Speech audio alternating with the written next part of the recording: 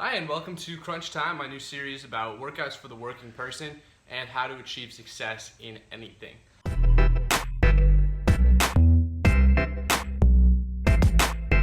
So the first step to this process is right here, and this is the simple steps. I've written down 3, but there's a little bonus 4th step. The first step here is make a list of your top 5 to 10 priorities or ideals. And the purpose of this is to show that if you have a list of set things that you value, you can kind of place a little bit more value on certain things over others, and you'll see that a lot of times the thing that's hindering you from succeeding in your priorities or in your goals is that you have things that conflict with each other. Like, for example, for myself, my top priority is fitness, and I want to be the best men's physique competitor that I can be. But another thing that I hold value on is eating good food and enjoying life. And while I want to enjoy life to the fullest, and I want to enjoy food and going out and having fun, I do want to succeed at my main goal of being a men's physique competitor.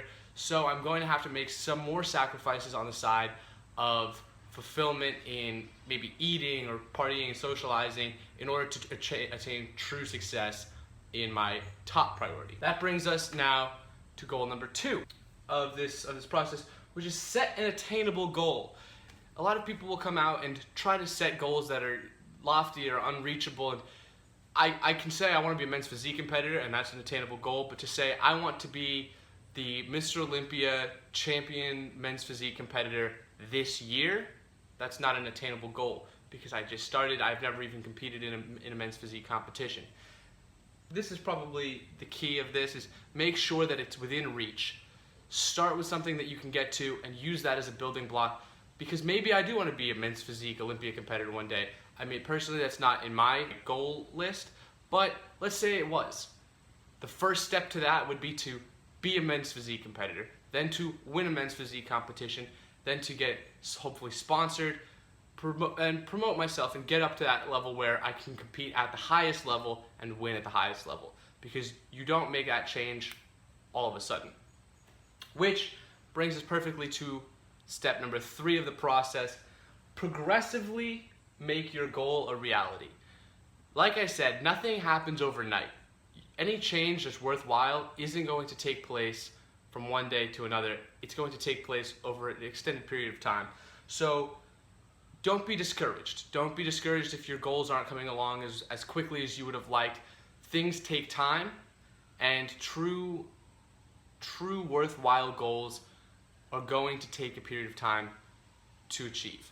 So set milestones for yourself. Perhaps if you want to be the best person, if you want to be the top salesperson at work, you want to be the top performer at work, maybe improve on your personal best first. Maybe don't try to be the best in the office right off the bat. Go to your limits and take yourself one step further.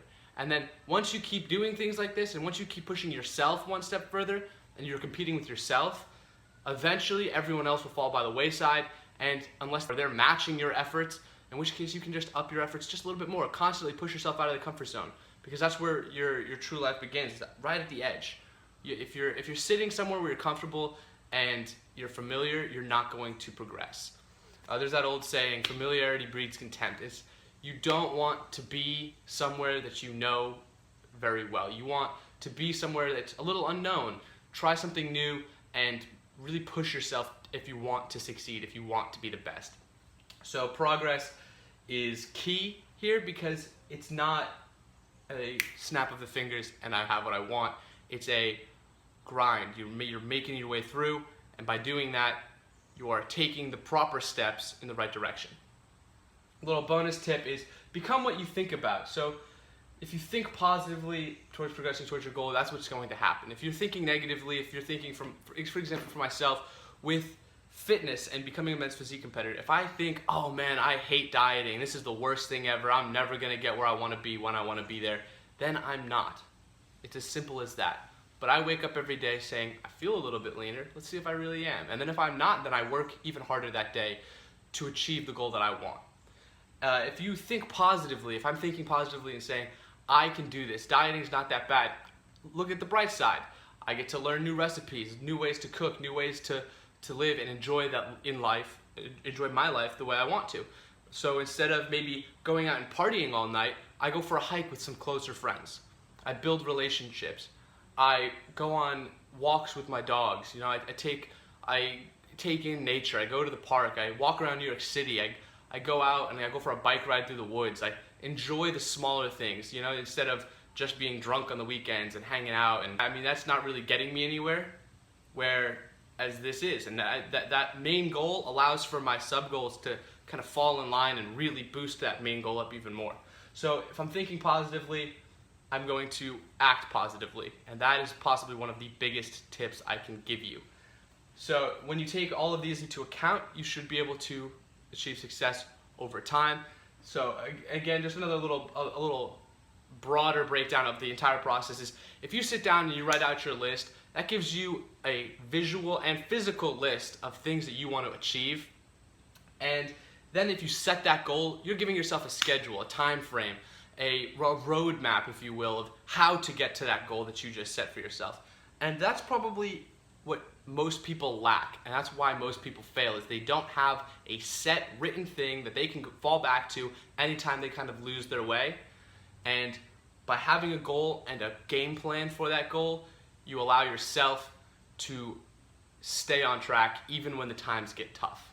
And then remembering that it's a process. It's not just a overnight occurrence. You don't just succeed one and done. You know, people are successful for a reason, because they realize that it takes time, and throughout that process you're going to make mistakes. No one's perfect. You're going to have errors, you're going to have slip-ups, you're going to find spots that you find more difficult, and you're going to question giving up. And all I can say is, don't give up. Learn from your mistakes. This way, once you finally do succeed, and let's say you want to do the process again, now you know. Now you know exactly where you need to do. Learn from your mistakes, because failure is your best teacher. If you fail, it shows you what not to do. And then you can tweak your process, tweak your action plan, and make it as best as it can be to allow for you to succeed as quickly and efficiently as possible. So if you like this video, tune in for the next one. It's going to be on a more fitness-minded, not just a success-minded approach of dieting, planning, and scheduling, as well as a little bit of time management on how to stay on track and how to prioritize. Third goal right there, or the first goal technically.